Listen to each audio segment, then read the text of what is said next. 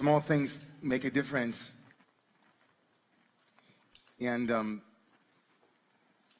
small messages, maybe little teachings from the tradition that illuminate or elucidate a seemingly obscure word can make a whole lot of difference. And I'm just going to highlight one in a moment. But first, I got to tell you that how many people have heard of Stephen Wright, the comedian? I'm not going to ask how many people like him, but how many people like Stephen Wright, the comedian? Okay. All right. Stephen Wright. So he had a joke, heard recently, he said something like, and I don't even know if it's that funny, and you have to say it the way Stephen Wright says it. So I was in school, and I was told that practice makes perfect, and then I was told no one can ever be perfect, so I stopped practicing.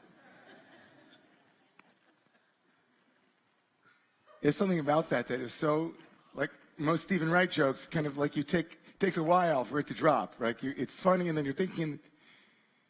So, practice makes perfect. That was the first mistake, right? That phrase, practice makes perfect. And because practice makes perfect, but you can't ever be perfect, what's the point of practicing? Or maybe practice doesn't make perfect. Maybe practice makes permanent. Maybe practice makes power. Maybe practice makes potent. Practice doesn't make perfect, but practice makes proficiency. And with proficiency, presumably, power follows. There isn't a thing in the world that we don't practice and get better at. Nobody here can name one skill they have that hasn't been honed by repetition, by marinating. Whether it's English and language, whether it's cantorial arts, rabbinic arts, whether it's parental art. There isn't a thing that you are good at that you didn't practice. You might say, well, I'm good at being me.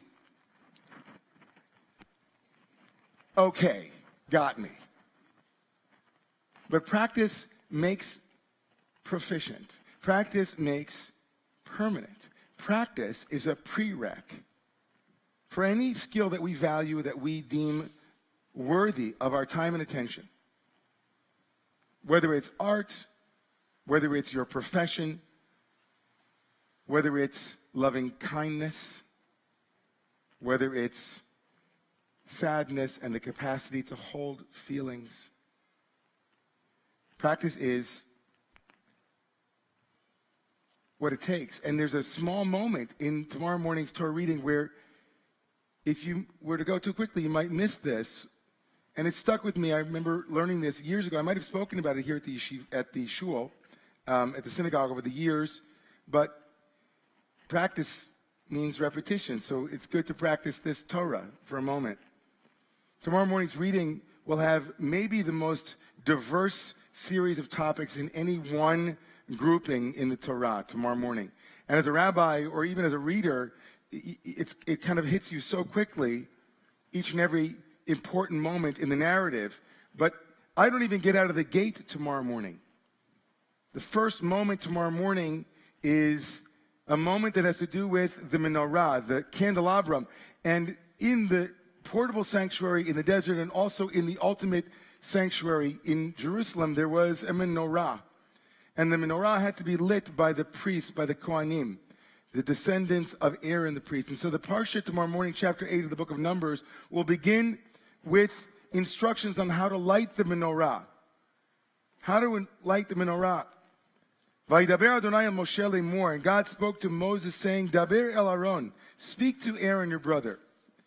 Ve'amarta elav, say to him, Beha'aloscha es haneros, when you light the candles, El mul pnei menorah, make sure all of the candles are facing, this itself is a lot of ink was spilled. What does it mean? It has to face the face of the menorah, the direction of the candles or the wicks. Are they facing the middle column? Are they all facing west or east?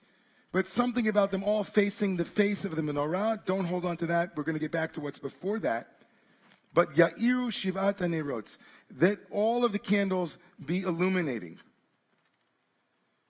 What strikes the commentators about this instruction is not how odd it is to be given the menorah instructions at this moment in the narrative. What strikes the commentators is not particularly at first glance what the menorah symbolizes. What strikes them is the word used by God, by Moses, by the author, when instructing the Aaronites, the priests, to do lighting. The word used for lighting is not used, but a strange word, a word that becomes the name of the parsha. Beha'alotcha. Can you all say that? Beha'alotcha. A lot of syllables. Beha'alotcha. From the word la'alot, which means aliyah, to raise up. What's another Hebrew word for lighting or kindling? Lahadlik. Lahadlik ner. The more common Hebrew use for igniting is to lahadlik. Madlik, to light it. But Aaron is told to elevate it, to make it go up. Which leads Rashi to say this. Rashi, the medieval exegete, says this phrase that I'll never forget. Al Shem Shehalav Olah, because the flame is supposed to go up as it is being lit. And also to teach you two things. One, that the priest had to step on a little stool.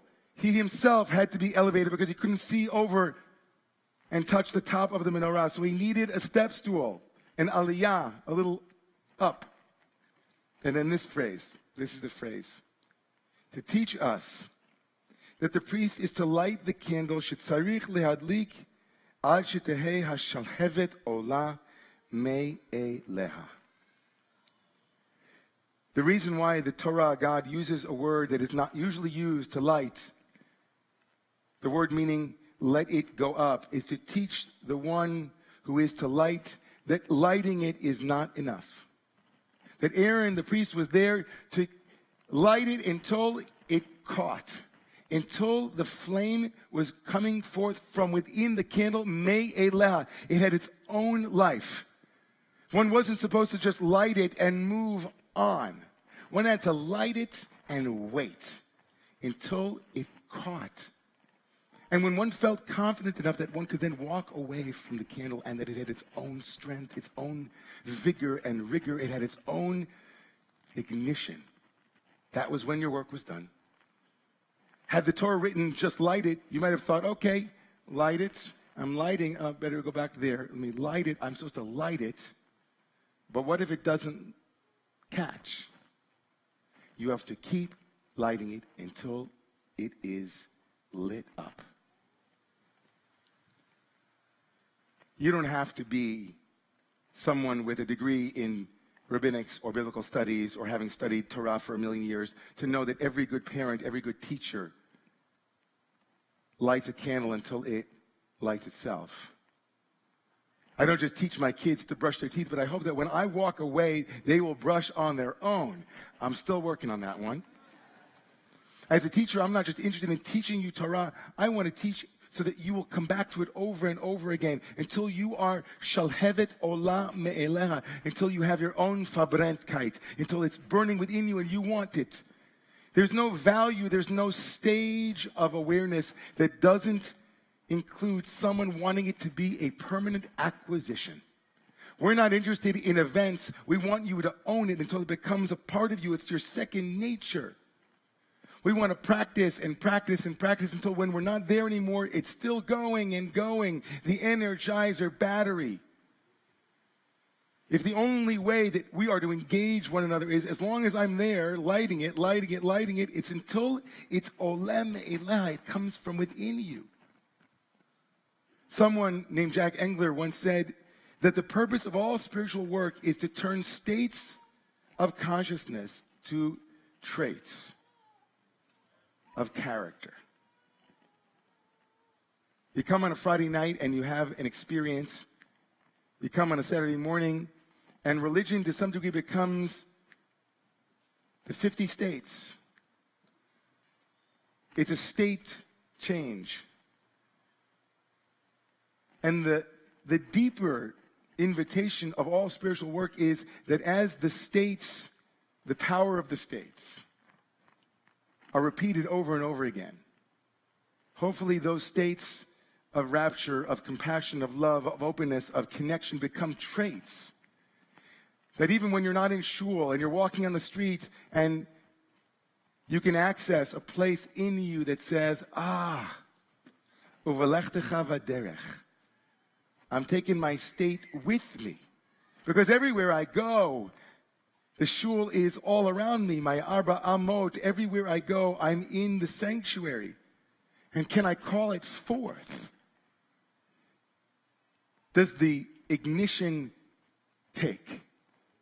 Can you walk away as a priest and say, that's a fine-looking candle?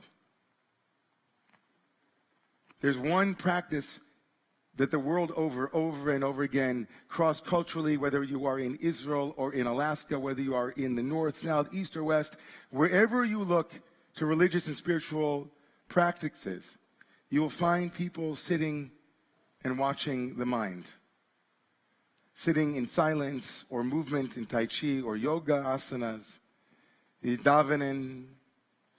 The world over, repeated studies and explorations and research show that those who engage in meditation, contemplation, prayer for periods of time, and they repeat it and they practice it, they don't become perfect, Stephen writes.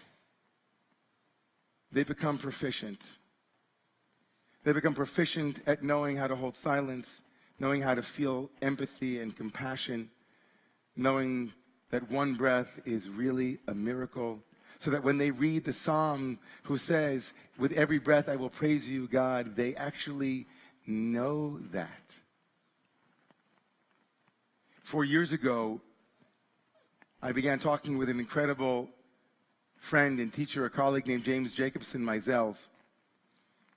And together with two incredible lay leaders here in the Roma community, Larry Schwartz and Alan Bernstein, we began to conspire, literally to breathe together, about what it would look like to birth in Romamu's community a practice center, not for perfect, but for permanence.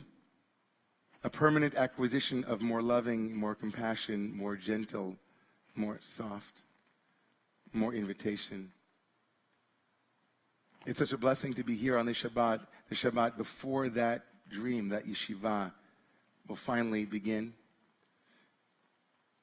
And it is bittersweet that on this Shabbat that we begin that practice, we say goodbye also to an incredible teacher who taught our children daily at Romamu Seekers Program what it was like to try to ignite kids who have a lot of distractions, a lot of screens, a lot of other things to do. And Rabbi Shoshana Lees has been at Romamu for 3 years, igniting. And so many of the children who have been through the Seekers Program at Romamu, their flame has been lit, and it is going. Practice makes proficient. Practice keeps the pilot light on. And practice, in some way, invites us into turning states of beauty to traits of character. I want to bless each and every one of you who is part of the Roman community. If you're here as a guest, I bless you too. But most of all, for people who are coming day in and day out, week in and week out, that Romamu is not only a community where you connect with others, but where you practice. Where you come on a Friday night and you take with you something that you will come back to during the week and then repeat. Practice makes proficient. May the source of life bless each and every one of us with the desire to practice. Please rise.